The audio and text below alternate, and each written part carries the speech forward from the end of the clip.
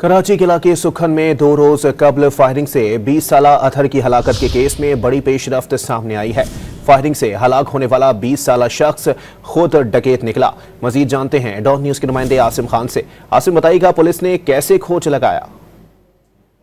जी हाँ, सुक्कन में 2 तारीख को ये वाक़या पेश आया था और इनकी ये चली थी कि डकैती मज़ाहमत पर अतहर को फायरिंग करके कत्ल किया गया है, क्योंकि उसके कज़न ने जो है यही बयान दिया था जो उसके साथ इस वक्त मौजूद था। ताहम पुलिस ने उसके कज़न को फौरी तौर पर हिरासत में लिया था और जब तफ्तीश की तो उसके कज़न ने जो है दौरान इंट्रोगेशन बताया है कि ये खुद दोनों डकैत थे और इन्होंने जब एक राहगीर को रोका है तो राहगीर ने जो है अतहर को गोली मारी और उसके बाद राहगीर फरार हो गया। ताहम उसके कज़न ने डर के मारे पुलिस के पहुंचने पर जो है बयान दिया कि इसे डकैती मज़ाहमत पर कत्ल किया गया है। ताहम बाद में जब मज़ीद तफ्तीश की गई तो अस्पताल से इसके पास से असला और जो है गोलियां मिली, जिस पर मज़ीद तफ्तीश करने के बाद ये बात वाज़ेह हुई कि अतहर खुद डकैती की वारदातों में मुलव्विस रहा।